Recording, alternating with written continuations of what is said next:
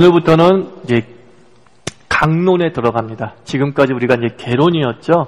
성경 전체를 조망해보고 구약도 보고 또 시대적으로 성경이 어떻게 형성이 되고 또 시대 세계사와 성경의 역사를 비교하면서 우리가 한번 살펴보게 되었어요. 그래서 여러분들 머릿속에 성경의 흐름이 하나 둘 싹 머리에 들어오죠. 그죠? 머릿속에 한번 싹 들어오죠. 창세기부터 요한계시록까지 어떻게 시대적으로 연결시킬 수 있는가라는 것을 여러분들 머릿속에 이제 하나 싹 들어왔는 줄 압니다. 그러면 이제 강론으로 들어갑니다. 강론. 우리가 가지고 있는 개역 성경의 순서에 따라서 우리가 한번 살펴보도록 하겠습니다.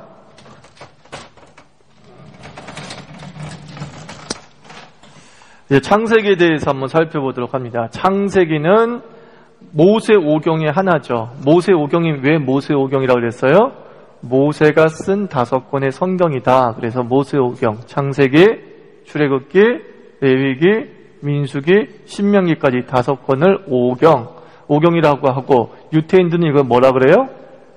토라, 그렇죠. 토라라고도 합니다. 율법서라고 하기도 한다는 것이죠. 그래서 율법서 그러면 뭘 생각하면 된다고요? 모세 오경이라고 생각하시면 됩니다.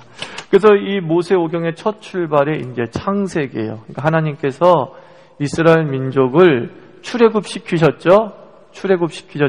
이스라엘 민족이 애굽에 몇 년 동안 노예 생활을 했어요? 430년 동안 노예 생활을 했단 말입니다.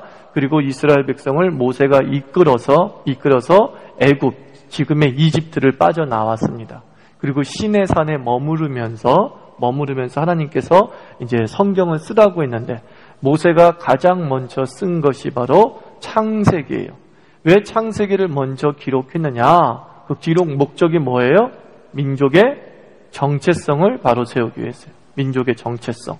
자, 이 430년 동안 노예 생활을 했으니까 이 히브리 민족의 정체성 그리고 히브리 민족의 신관을 거의 상실했거나 희미해졌을 것이 분명합니다.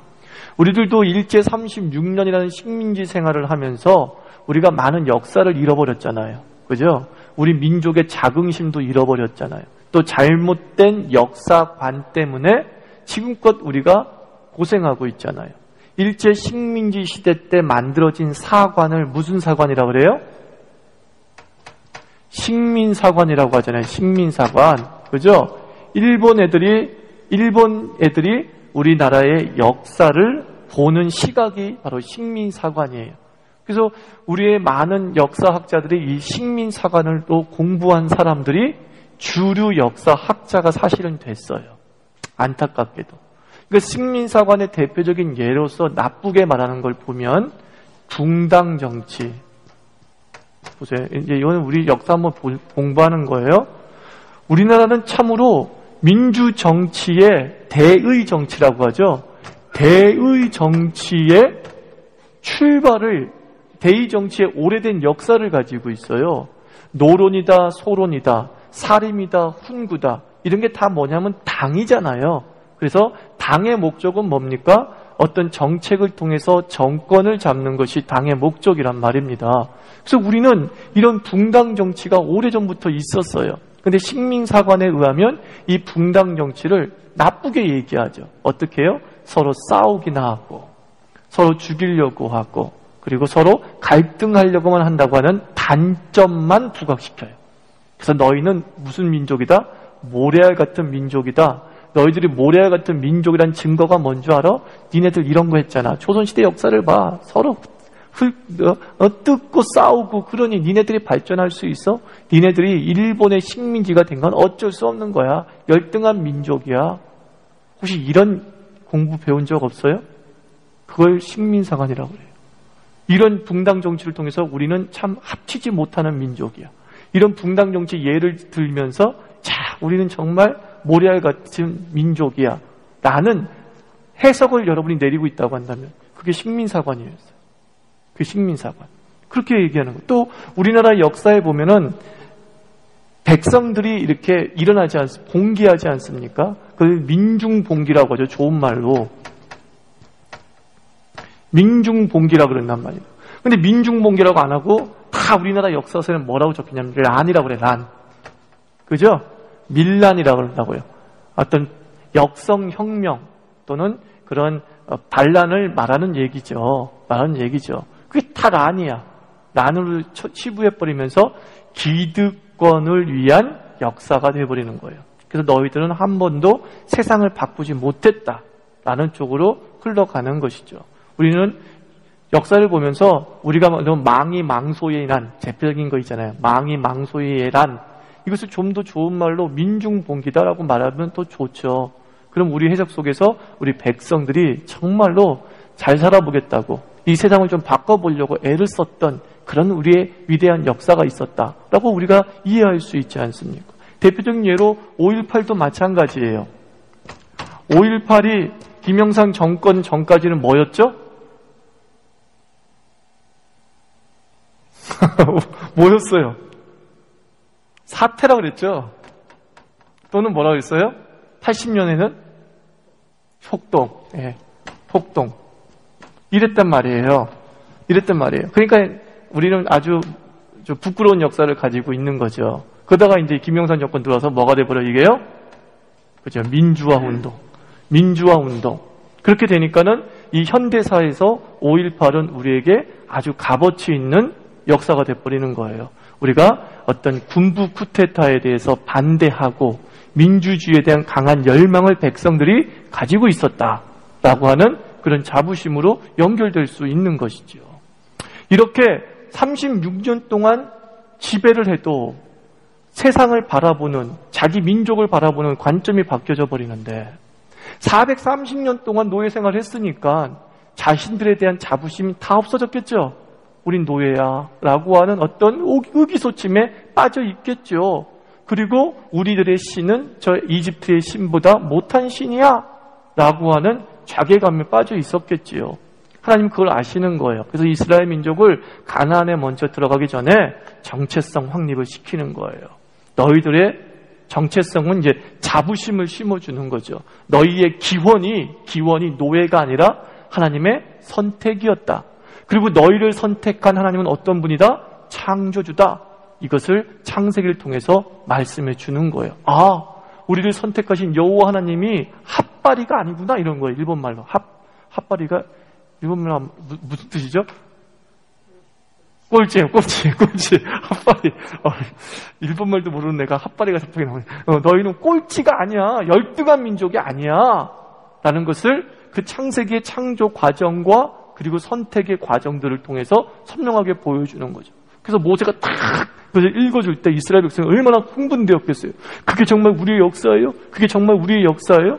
그래서 이런 창세기와 같은 기능을 일제시대에 했던 것이 제가 지난주에 언급했던 단체 신채호 선생님의 환단고기, 이런 역사서 같은 경우는 뭘 다룬다고 그랬어요? 단군의 역사까지 다룬다고 그랬죠? 그죠?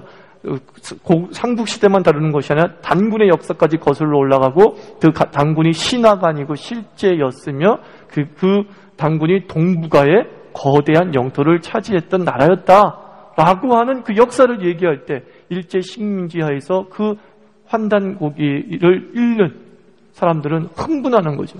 야, 우리가 그렇게 열등한 민족이 아니었구나. 반만년, 5천년 역사 속에서 우리가 지배만 당했던 민족이 아니었구나. 광활한 대지를 다스렸던 대제국이었던 때도 있었구나. 그래서 다시 꿈을 갖는 거죠. 그래, 일어서자. 우리 빨리 이 일제 식민지를 벗어나서 다시 그 만주를 뛰는 국가가 되자. 이런 마음을 먹게 되는 것이죠. 창세기가 바로 그러한 역할을 했다라는 것이에요. 이스라엘 민족에게. 그래서 여러분들 삶 속에서 신앙도 창세기가 필요한 거예요, 여러분들. 신앙도 창세기가 필요하다. 거기다 적으세요. 신앙도 창세기가 필요하다. 내 믿음의 기원, 그것을 명확히 알고 있어야 돼요. 내 믿음의 기원, 내 교회의 기원, 그것을 명확히 알고 있어야 돼요. 내가 다니고 있는 자유교회에 대한 기원, 그것을 알면 자부심이 생기는 겁니다. 그렇죠? 예를 들면 우리 교회는 교단이 어디라고 했어요? 대한예수교 장로회 합동이에요, 합동. 그죠? 장로교 중에서 우리나라에서 큰 교단이 두 개 있어요. 합동교단과 통합교단이 있어요. 그게 장로교의 양대 산맥이에요. 그래서 우리가 정통의 교단에 속해 있다라고 하는 그 사실을 알게 될 때 자부심을 갖게 되는 것이고, 또 이 정통의 교단에 참 훌륭한 많은 목사님들이 계시다라는 것을 알려주게 될 때, 아, 그렇구나, 우리가 정말로 올바른 신앙의 틀 안에 있구나 라고 하는 자부심이 있는 거예요. 역사가 중요해요. 그래서 역사가 없는 교회, 또 역사의 뿌리와 관계되지 않는 교회는 사실 이단일 가능성이 매우 높은 거예요. 그래서 그 기원을 추적해 나가야 돼요. 기원을. 창세기를 통해 민족의 기원, 신앙의 기원을 찾듯이 우리가 내가 속해 있는 교회의 교단과 그 생성 과정과 지금까지 활동 내용들을 우리가 교회사를 통해서 배우면서 아, 그렇구나 하면서 자부심을 품게 되는 거예요. 그래서 나중에 이제 교회사도 우리와 함께 나누게 될 겁니다. 교회사. 예수님 이후 시대의 역사죠. 그거는 교회사는 그것을 함께 다루게 됩니다. 자, 창세기는 이제 시작의 책이다 그랬어요. 영어로 창세기가 뭐예요? 자동차 이름이죠? 네, 제네시스라고 하죠. 기원, 시작, 그런 뜻을 가지고 있어요. 반면에 유대 성경은 브레시트라고 그래요. 브레시트. 그건 뭐냐면 태초에라는 단어가 첫 단어잖아요. 그죠? 그 단어를 따가지고 브레시트라고 해요. 그래서 유대 성경의 전반적인 성경 이름은 맨 처음 단어가 그 성경의 이름일 가능성이 많아요. 맨 처음 단어가 그 이름에 출발이 될 때가 많습니다. 그런데 이렇게 창세기다 또는 신명기다 이런 이름은 우리가 어디서 따온 거냐면은 성경을 번역할 때에 유태인들이 많이 흩어졌기 때문에 흩어진 유태인들을 위해서 무슨 성경을 번역했다고 그랬죠?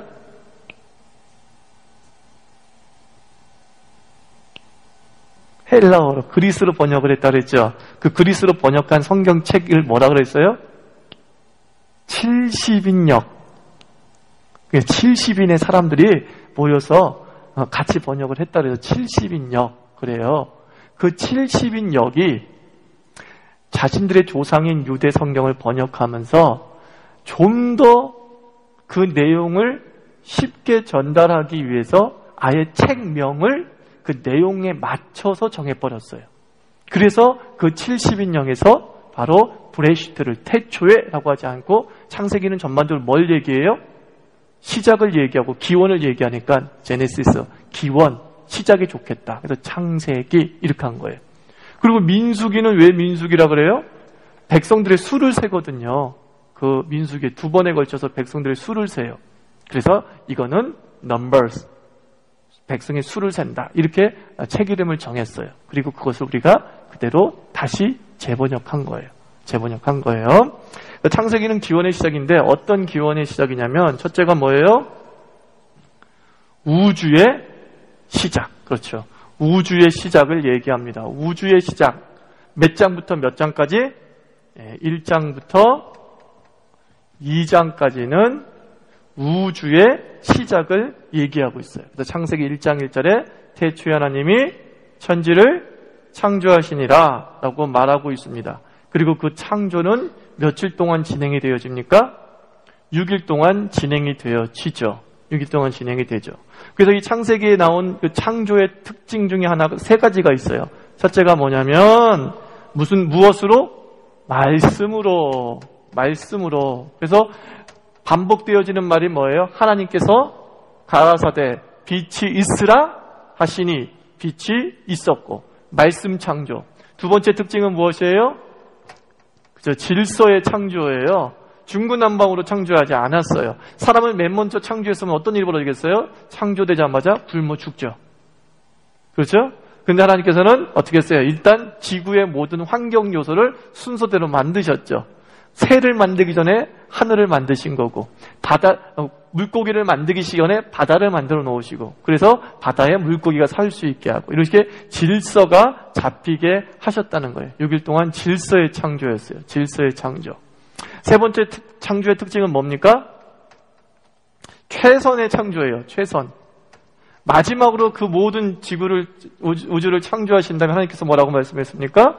보시기에 심히 좋았다. 그건 최선의 상태를 얘기하는 거예요. 최선의 상태. 정말 더 이상 좋을 수 없다고 표현하는 거죠. 그때 말할 수 있는 게 심히 좋았더라. 하나님의 창조는 바로 이렇게 만들어졌어요. 불완전한 창조가 아니라 완전한 창조로 이렇게 세상이 만들어졌습니다. 그래서 다음 주에는 이 질서의 창조에서 6일의 의미를 한번 살펴볼 거예요. 하도 말이 많아서 6일의 의미. 이게 우리가 말하는 24시간의 6일이냐, 아니면은 상징적인 6일이냐, 또 진화론에서 말하는 도대체 지구 탄생 50억 년은 어떻게 해석을 해야 되느냐라고 하는 부분을 창조과학자들이 어떻게 풀었는지 우리가 한번 살펴보도록 시간을 가집니다. 그런데 하여튼 우리는 뭘로 믿고 있어요? 6일. 일단 6일. 주님께서 그렇게 말씀하셨으니까 6일 동안 세상을 창조하시고 마지막에 뭐 하셨어요? 7일째 되는 날 안식하셨어요. 그러므로 사람이 맨 먼저 맞이한 것은 노동입니까? 안식입니까? 안식이에요. 안식. 그래서 우리는 주일이 첫째 날입니까? 일주일의 마지막 날입니까? 주일은 우리에게 첫째 날이에요. 우리는 쉬고 그리고 둘째 날부터 일을 시작하는 거예요. 사실은요. 하나님께서 먼저 우리에게 공급하시고 그리고 사명을 감당하라고 하십니다. 주께서는 충분히 에덴을 다 만들어 놓으신 다음에 뭐라 그래요? 이 에덴에서 누리라 그런다고요. 이게 하나님이 우리를 이끌어 가시는 방식입니다. 황야에 던지는 게 아니에요. 에덴 속에 던지고 그 에덴 속에서 너희가 이미 주어진 것을 누리라 라고 하는 게 하나님의 창조의 선한 목적이죠. 그리고 난 다음에 이제 두 번째 뭐가 시작이 되어집니까? 죄가 시작이 되네요. 죄가 시작. 몇 장부터 몇 장까지? 3장부터 5장까지죠? 그죠? 3장부터 5장까지 이제 죄가 시작을 해요. 죄가 시작을 해요. 무슨 사건이겠어요? 아담과 하와가 선악을 알게 하는 나무의 열매를 먹습니다. 먹지 말라고 했는데 먹습니다. 선악을 알게 하는 나무는 먹으면 어떻게 되리라? 정령 죽으리라 그랬는데 마귀는 뭐라 그랬어요? 너희가 죽지 아니하리라. 이렇게 해서 어떻게 꼬심을 당해가지고 그만이야 죄가 이 땅에 들어오게 됩니다. 죄가 시작을 한 거예요. 그 죄로 말미 죄의 특징이 있어요. 이 죄의 시작에서 보면 이 죄의 특징은 지금도 이렇게 죄가 우리에게 다가와요. 그리고 그렇게 지어져요. 첫째가 뭐냐면은 죄의 특징 중에 하나는 비전을 보여줘요. 죄는 비전을 보여줍니다. 사탄이 아담과 하와에게 뭐라고 말해서 이것을 먹는 날에 누구와 같이 되리라? 하나님처럼 되리라. 비전이죠. 만약에 죄가 이것을 행하는 날에는 나는 죽음이야. 그리고 눈에 보이듯 죽음이 뻔하고 병 걸리고 그럼 누가 죄를 짓겠어요? 죄를 짓게 되는 이유가 뭐냐면 그 죄를 지으면 뭔가 좋은 일이 생기거든요. 그럴 것 같거든요. 아시겠어요? 그래서 죄를 짓는 거예요.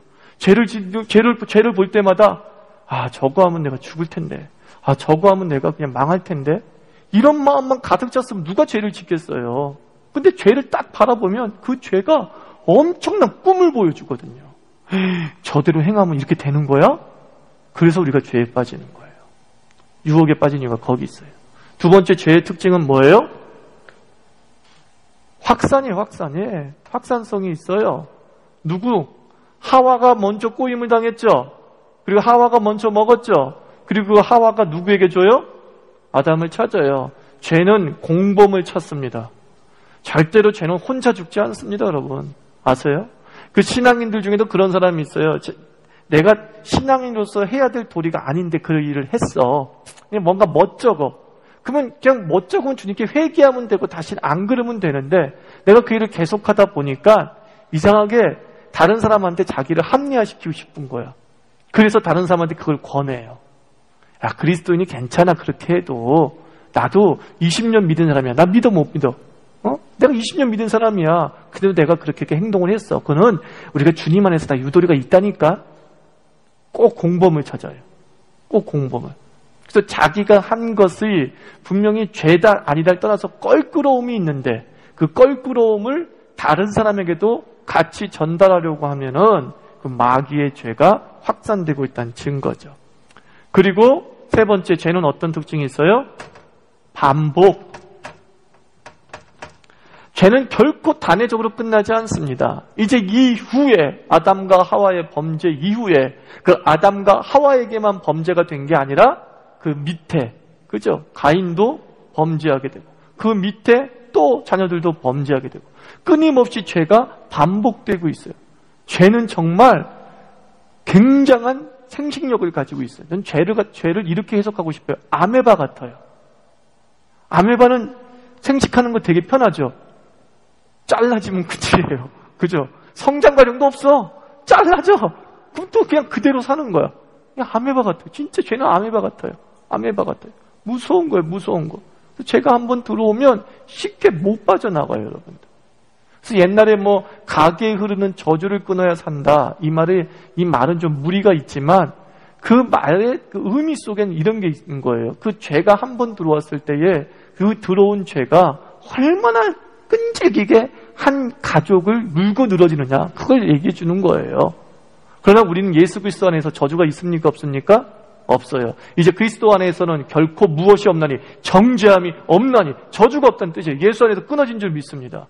그러니까 이것은 우리가 노력으로 이 죄의 반복성을 끊는 게 아니에요. 이 죄의 반복성은 예수 그리스도의 보혈로 끊을 줄 믿습니다. 그리고 예수 그리스도가 그 가정에 들어오면 그 위에 조상들이 지긋지긋하게 뭘 반복했는지 모르겠지만 오늘부터 내가 예수를 믿기 때문에 예수 안에서 끊어진 것입니다. 근데 하여튼 죄는 그렇게 무서운 거예요. 반복이 되더라는 거예요. 창세기 보니까. 그죠? 계속 반복돼서 나타납니다. 그 다음에 이 죄의 시작에 이제 함께 이제 우리가 봐야 될 게 뭐냐면 부분적인 시작이 이 죄의 시작에서 함께 따라 나와요. 3장과 5장에 무슨 시작이 나오냐면 악의 시작, 문명의 시작, 그리고 예배의 시작이 이 죄의 시대에 동시에 시작을 합니다. 죄와 악은 구분해야 됩니다, 여러분들. 죄는 어떤 본질적인 것이에요. 그리고 그 죄 때문에 드러나는 행위를 악이라 그래요. 자, 하나님께 불순종한 것은 뭐예요? 죄죠. 그죠? 타락 자체가 죄죠. 그 죄로 말미암아서 가인이 어떻게 했어요? 아벨을 죽였어요. 죽였다는 그 행위는 악이라 그러는 거예요. 그러니까 죄가 들어오면 이제 구체적인 악행들이 막 퍼지기 시작을 해요. 그래서 그 악행의 출발을 누가 보여줘요? 가인이 보여주는 거예요. 가인이. 구체적인 악행. 이 죄가 얼마나 우리를 아주 그냥 더럽게 만드는가 라는 것을 가인을 통해서 보여주는 것이죠. 보여주는 것입니다. 그리고 문명의 시작이 시작되죠. 문명. 창세기 4장. 그죠? 창세기 4장을 읽어보면 문명이 시작되는데 그 문명의 시작이 아이러니하게도 가인의 후손일까요? 아벨의 후손일까요? 가인의 후손이라고 성경은 가르쳐주고 있습니다. 안타까워요. 그러니까 우리 보면 나쁜 놈은 좀 망해야 되는데 나쁜 놈이 잘 돼. 나쁜 놈이 좀 뒤에 있어야 되는데 좀 바닥에서 기고 있어야 되는데 나쁜 놈이 승승장구해. 성경이 벌써 이미 보여주고 있어요. 죄된 세상에서 마귀가 창세기 때부터 이미 이 세상의 법칙을 아는 거예요. 그래서 그 죄는 욕심을 갖고 있고 이 땅에서 편하게 살려고 하는 마음을 갖고 있다는 걸 알기 때문에 이 문명을 장악해서 뭘 보여주는 거예요? 비전을 보여주는 거예요. 자, 이 화려한 문명을 봐봐. 이 화려한 문명을 봐봐. 이게 누구에서 비롯됐어? 사탄이야. 가인의 자손이야. 하나님을 향해서 대항하려고 했던 자들인데 걔네들이 망한 것 같지? 아니야. 하나님이 이 좋은 것들을 자기만 누리게 하려고 다 쫓아낸 거야. 그러나 가인은 뭐야? 바로 하나님의 시대의 선지자인 거야. 시대의 선지자인 거야. 막 이렇게 포장을 하는 거예요. 그죠? 이렇게 포장한 모습이 누구에게도 나타나요? 가룟 유다에도 나타나잖아요. 가룟 유다에 대한 책을 쓴 사람들 상당수가 뭐라고 썼어요? 가룟 유다는 역사의 선지자였다. 예수께서 십자가를 짊어질 때에 그 가룟 유다가 팔지 않았다고 한다면 예수님은 십자가를 질 수 없었을 것이다. 가룟 유다는 자기가 역사의 운명을 지고 간 사람이다. 이런 식으로 해석을 해요. 이런 식으로. 그러니까 이 문명의 시작과 해석과 거의 비슷한 거예요. 어떻게든 자기는 잘못되고 있는 건데 그 잘못된 것을 미화하고 포장을 한단 말이에요. 포장을 한단 말이에요. 문제가 있는 것이죠. 그래서 이제 문명이 가인의 가문에서 시작됐다. 참 안타까워요. 그런데 예배는 어디에서 시작했어요? 우리 창세기 다 찾아보세요. 창세기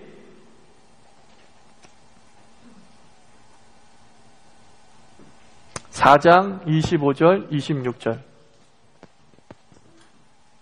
창세기 4장 25절 26절. 같이 읽어볼까요? 시작.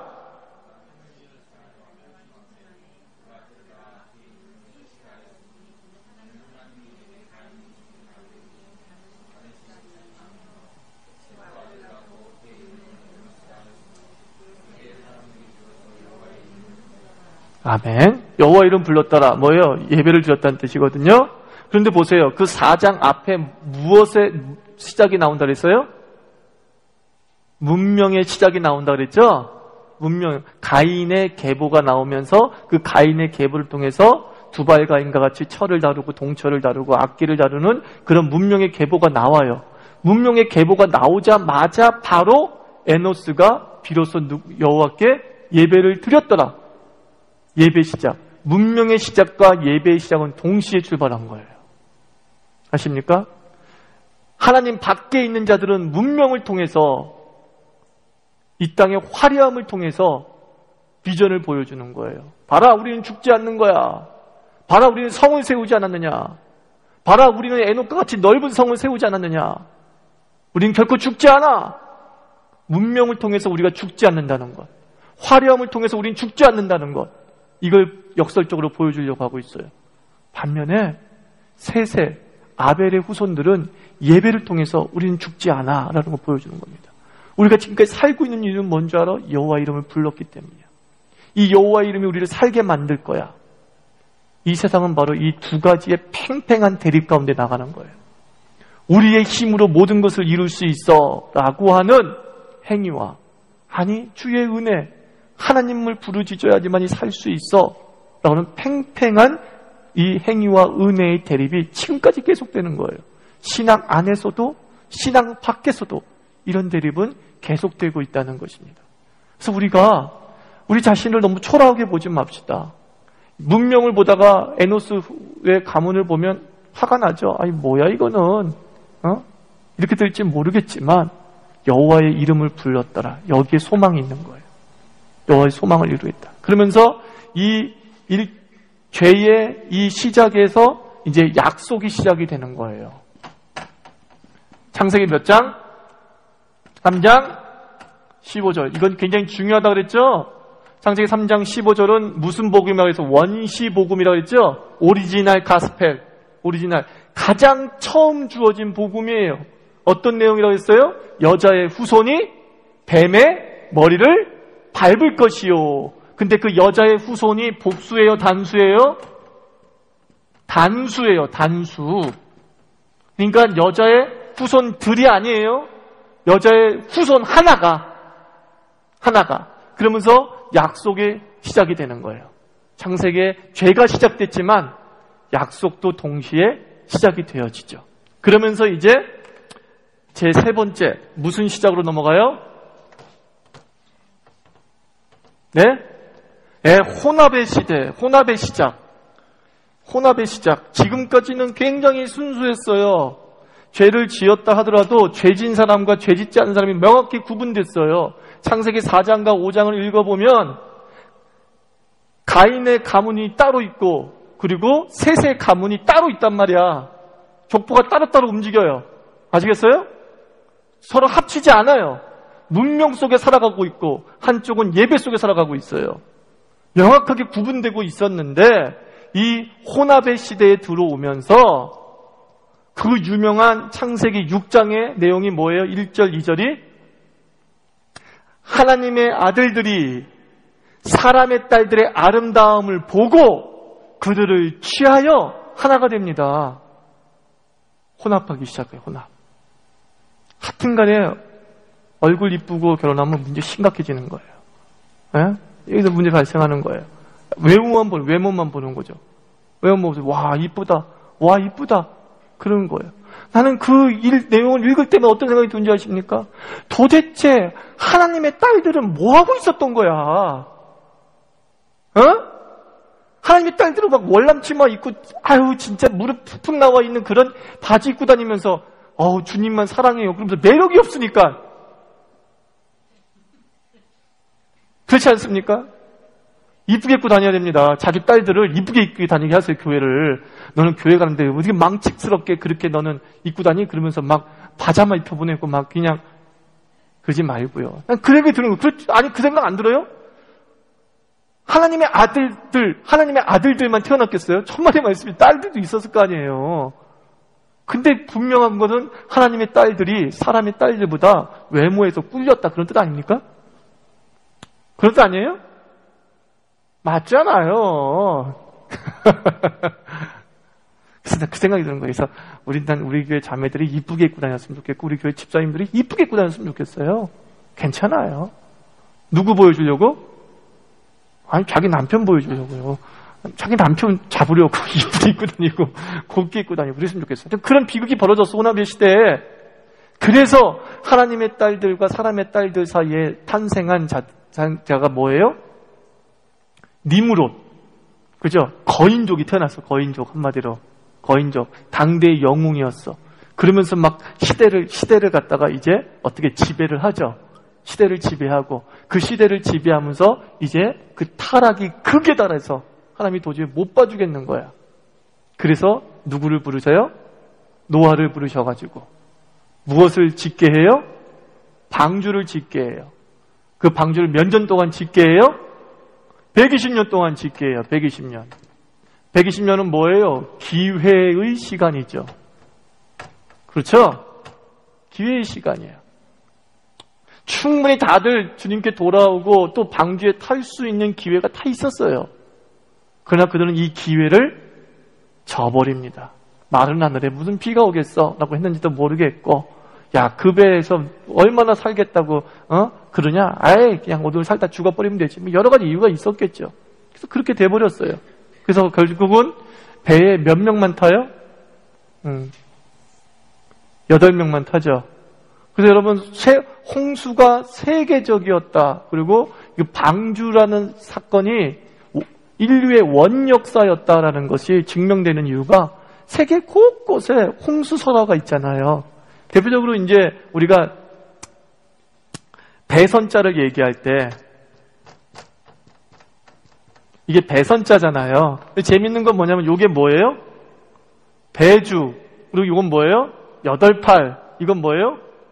입구거든요. 입구. 그러니까 배에 8개 입이 탔다는 뜻이잖아요. 그러니까 배를 표현한 말이 많잖아요. 주자는 아주 작은 걸 얘기하는 거고 선은 큰 배를 얘기하는 거잖아요. 그죠? 그러니까 선인데 큰 배 이렇게 됐어. 홍수 때 노아의 방주에 몇 명이 탔어요? 왜 8명이에요? 왜 8명이에요? 말해보세요. 노아 탔고 또 아내 탔고 또 아들 셋, 그 다음에 며느리 셋, 8명 또 기가 막히죠. 이게 이랬단 말이에요. 그리고 그 아즈텍 그 문명에도 이런 홍수설화가 있어요. 8명이 배를 만들어서 그들이 어떤 새-인류의 시작이 되었다. 우리나라에도 그 남매혼 설화나 몽도령 설화인가 그런 거 보면은 홍수가 있었고 그들이 또 민족의 시작이었다. 뭐 이런 식의 이야기가 있잖아요. 전 세계적으로 홍수 설화를 가지고 있어요. 그리고 그 포맷이 다 똑같아요. 그건 무엇이겠어요? 홍수가 전 세계적이었을 뿐만 아니라 노아의 자손들이 그렇게 흩어지면서 그죠? 흩어지면서 홍수의 이야기를 자신들의 원역사로 가지고 있었다는 뜻 아니겠습니까? 이 아메리카에는 사람이 없었어요. 그렇지만 아메리카는 알다시피 어떻게 했다고 했어요? 몇만 년 전에 아시아에서 건너갔다 그러지 않습니까? 건너갔다 그러지 않습니까? 그러니까는 그렇게 건너간 사람이 누구겠어요? 다 노아의 후손이었겠죠. 그래서 홍수는 지어낸 이야기가 아니라 실제 사건이었다는 거죠. 전 세계적인 홍수는 실제 사건이었어요. 실제 사건이었어요. 그리고 세 번째 홍수 심판이 있고 뭘 하셨어요? 그 다음에 이제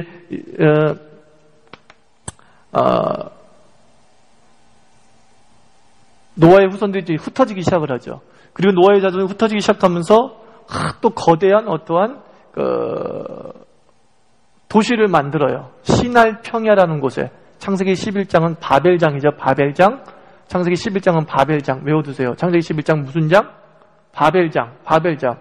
그러면서 그들이 뭘 세워요? 바벨탑을 세운단 말이에요. 왜 바벨탑을 세워요? 우리가 이제 흩어짐을 면하고 우리의 이름을 좀 높이자. 그래서 사람들이 막 그 바벨을 세운단 말이에요. 탑을 세웠단 말이에요. 탑을 세웠단 말이에요. 하나님이 너무나 괘씸해서 하나님께서 그들을 어떻게 치셨어요? 언어를 혼잡케 했어. 그래서 바로 바벨의 뜻이 나누다 뭐 이런 뜻을 가지고 있는데 바로 이때부터 언어가 어떻게 되는가요? 이제 달라지기 시작했다는 것이죠. 우리는 우랄 알타이어죠. 우랄 알타이어를 쓰고 있는 나라는 또 어디 있죠? 일본. 그죠? 우리가 어순이 같잖아요. 어순이 같잖아요. 그러니까 일본은 분명히 우리 애들이에요. 우리 애들 맞아요. 그 백제가 건너가서 그 왕조를 건설했다는 게 맞는 것 같다. 그래요. 그런 거예요. 그러니까 언어가 흩어지게 되는 것이죠. 되는 것이죠. 그래서 창세기 10장 25절 보면 벨렉 때에 땅이 나누어졌다 그런 말이 있어요. 벨렉 때에 땅이 나누어졌다. 저는 이 말을 지리학과 다니잖아요, 제가. 저는 대학 때 이걸 느꼈어요. 지리학에서 난 모르겠어요. 땅이 나눴다는 것이 언어가 나뉘었다, 민족이 나뉘었다, 뭐 이렇게 여러 가지 해석도 될 수 있는데, 여러분 판게아라고 들어봤어요? 판게아? 네? 지금의 대륙 이전에 모든 대륙이 합쳐졌을 때를 갖다 판게아라 그래요. 판게아 이론인데 대륙이 하나야. 그래서 지금 아프리카의 그 서부와 남아메리카의 동부를 합치면 어때요? 딱 이렇게 맞아 떨어지잖아요. 딱 맞아 떨어지잖아요. 그러니까 하나였다는 거죠. 거대한 대륙이었다가 이 거대한 대륙이 노아의 홍수 이후에 대지각 변동이 일어나가지고 이렇게 나눠진 거죠. 나눠진 거죠. 그래서 창세기 10장 25절에 땅이 나누어졌다라는 얘기는 지금 혹시 이 얘기를 해주고 있는 게 아닌가. 하나의 땅이었는데. 그러니까 보세요. 그러니까 이 남아프리카 인디언들이 아시아에서 건너갔다 그랬잖아요. 아시아에서. 지금 베링 해협이 이렇게 있지 않습니까? 알래스카와 그 시베리아 사이에 베링 해협이 있잖아요. 근데 옛날에 베링 해협을 건너는 게 굉장히 쉽지 않대요. 북극은 굉장히 풍랑이 강하기 때문에 좁다 하더라도 이것은 쉽게 건널 수 없대요. 근데 어떻게 저 민족들이 건너갔을까? 궁금해하죠. 그래서 지리학자들은 판게아 때 건너간 거 아니겠냐는 거예요. 판게아 때 이렇게 민족 대이동이 이루어지면서 그쪽으로 이렇게 갔는데 쫙 찢어지지 않았겠느냐. 이렇게 해석을 해요. 그래서 이거는 그냥 설이에요. 론이 아닙니다. 설이에요. 제가 볼 때 지리학 지식을 가지고 따져보면 이 벨렉이 단순히 언어의 나눔이 아니라 땅이 나눠졌다고 했으니까 이 홍수 이후의 대지각 변동에 의해서 이렇게 나눠진 것이 아니겠는가 이제 생각을 가져보죠. 그러면서 각 시대마다 장마다 약속의 구체화가 나와요. 약속의 시작은 창세기 몇 장이라고 했어요? 예? 창세기 3장 15절이에요. 그리고 이 혼합의 시대에 이제 약속의 구체화가 나와요. 여기는 항상 이렇게 기록해 놓을게요. 약속 시작이 몇 장이라고요? 혼합의 시대에 이제 약속의 구체화가 처음 드러나요. 약속의 구체화인데 처음에는 뭐예요? 여자의 후손이라고 했죠? 자, 이거 기억해 두세요. 여자의 후손. 구체화 돼가지고 창세기 9장 26절 한번 찾아보세요. 창세기 9장 26절.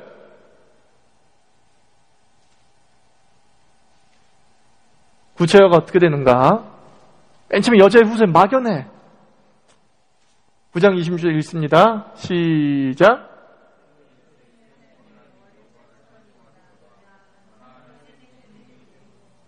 네. 누구의 하나님을 찬양하리로다?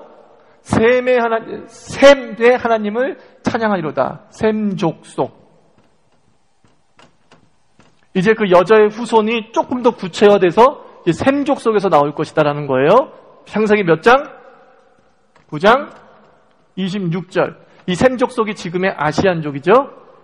아시안족은 셈 족속이고 야벳은 코카서스, 그러니까 백인들.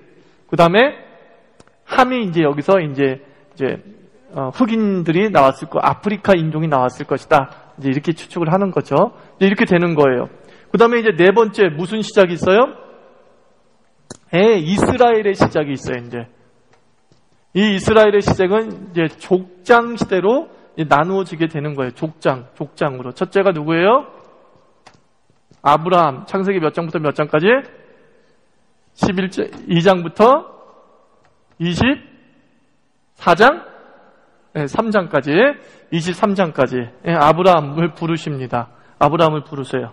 아브라함 스토리는 아주 그냥 이렇게 이해하면 돼요. 저 보세요. 하나님께서 복의 근원으로 부르시고 조카 롯과 함께 이동하다가 소돔과 고모라의 사건을 만나 또 롯을 구하겠다고 군대를 이끌고 가면서 최초의 11조를 드리고 그리고 첩에게서 이스마엘을 낳고 그러나 다시 자기 아내 사라에게서 이삭을 낳고 그리고 모리아에서 이삭을 바쳤던 사람. 이게 아브라함의 일대기예요. 다시 한번 보세요. 자, 처음에 뭐예요? 복의 근원으로 부르시고 누구와 함께 동행하고 롯과 함께 동행을 하다가 무슨 사건을 만나요? 소돔과 고모라 사건이 터지고 그리고 롯을 구하면서 최초에 무엇을 드린 사람이 돼요? 11조를 드린 사람이 되고 그리고 첩에게서 누굴 얻어요? 이스마엘을 얻지만 그래서 결국은 100세 때 누굴 얻어요? 이삭을 얻고 그 이삭을 어디서 바치려고 그랬어요? 모레에서 바쳤다. 이게 이제 아브라함 스토리예요. 쫙 나오는데 이 아브라함 때의 구체적인 약속의 구체화는 몇 장 몇 절이냐면 22장 18절이에요. 여기서 무슨 말이 나오냐면 내 씨가 나온단 말이에요. 내 씨, 너의 씨. 그러니까 누구예요? 이제 이삭이라 한 명으로 좁혀지는 거죠. 예? 이삭 한 명으로 좁혀져요. 여러 사람이 있잖아요. 아브라함의 씨는 이스마엘도 있을 것이고 아브라함은 7명의 아들이 있었는데요. 7명의 아들까지 있었단 말이에요. 그죠? 그런데 내 씨, 정실 7명의 아들 중에서 6명은 다 뭐예요? 후처의 자녀들이에요. 후처의. 오직 이삭만 정실이에요. 정실. 그래서 자 보세요. 여자의 후손이 단수예요, 뭐예요? 복수예요. 단수죠. 이것도 단수로 쓰여 있어요. 내 씨가 단수로 쓰여져 있어요. 그래서 로마서에서도 아브라함이 그렇게 해석해요. 내 씨에서 뭐가 나올 거라 하지 않았느냐? 그 내 씨가 한 사람을 의미하는 거 아니냐? 그래서 로마서에서 그렇게 풀어나가요. 바울이. 성경이 굉장히 논리적이에요. 2000년, 3000년 동안 쓰여졌는데 어떻게 이렇게 아구가 딱딱 맞는지 몰라요. 희한해요. 그러니까 하나님의 계시지. 그죠? 하나님의 계시라고요. 놀라운 거예요. 자, 이제 이 아브라함의 시대가 넘어가면 누구의 시대? 몇 장부터 몇 장? 27장까지. 참 작죠? 그래서 우리가 이 이삭 강의하면서 뭐라 해서 끼인 세대라 그랬죠? 끼인 세대. 이삭 이야기는 아주 간단해요. 100세 때 출생해서 40살 때까지 노총각이었다가 40살 때 리브가를 만나 야곱과 에서를 낳고 말년에는 눈이 어두웠더라. 이게 전부예요. 그죠? 그렇게 외우면 돼요. 자, 어떻게 해요? 100세 때 출생해서 40세까지 미혼으로 살다가 누굴 만나요? 리브가를 만나 에서와 야곱을 낳고 말년에 눈이 어두워 그냥 죽었더라. 이렇게 알아두면은 될 겁니다. 될 겁니다. 세 번째가 누구예요? 몇 장부터 몇 장? 28장 또는 27장부터 이제 50장까지가 이제 야곱의 시대야. 그러니까 결국 이스라엘의 시작은 12장부터 50장까지 언급하고 있는 거예요. 28장에서 야곱은 어때요? 쌍둥이로 태어나 형을 속여먹고 장자의 축복권을 받고 라반으로 도망가 20년 동안 죽도록 고생하다가 두 아내를 얻어서, 그죠? 두 아내 누구예요? 레아와 라헬. 성경에서는 레아와 라헬을 후처로 보지 않습니다. 둘 다 정실로 봐요. 근데 후처로는 누구를 봐요? 그죠? 레아의 여종과 라헬의 여종은 후처로 봅니다. 그래서 결국 몇 명의 아내? 4명의 아내를 거느리며 몇 명의 아들을 낳아요? 12명의 아들과 몇 명의 딸? 이제 한 명의 아주 독생녀를 낳죠. 독생녀를 낳고 지지고 볶고 살다가 어디로 가서 생을 마쳤더라? 애굽으로 가서 생을 마쳤더라. 이게 야곱의 일생이에요. 어디서 들어오세요? 이게 야곱의 일생이야. 야곱의 일생이야. 근데 이 야곱의 일생에서 중요한 이제 약속의 구체화가 나와요. 그게 몇 장이냐면은 바로 야곱의 축복으로 알려져 있죠. 창세기 49장 10절 한번 찾아보세요.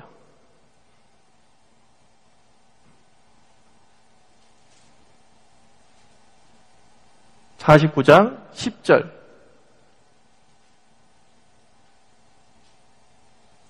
같이 읽습니다. 시작.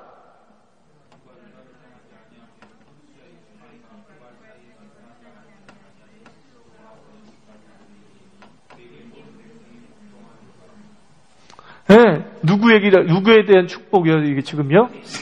유다가 몇 번째 아들이죠? 4번째 아들이야. 그죠?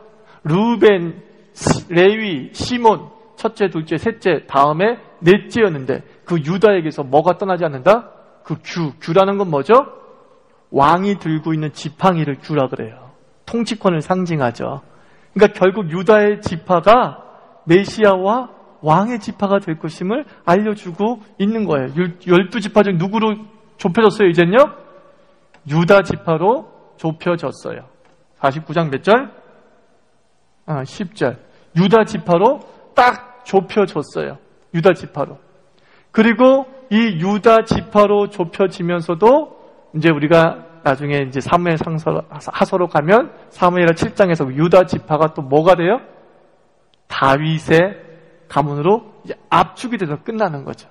끝나면서 이렇게 여자의 후손이 점점 구체적으로 적용 대상을 찾아가면서 이렇게 계시가 점점적으로 커지고 있는 거예요. 그래서 창세기가 어떤 죄의 시작이라고는 비극을 우리에게 알려주지만 이제 하나님의 그 소망이 그 속에 담지되어 있는 것이죠. 자, 머릿속에 다시 한번 정리하고 마칩시다. 창세기 전체를. 자, 기원의 책이라고 말씀을 드렸어요. 자, 1장부터 2장은 무엇의 시작?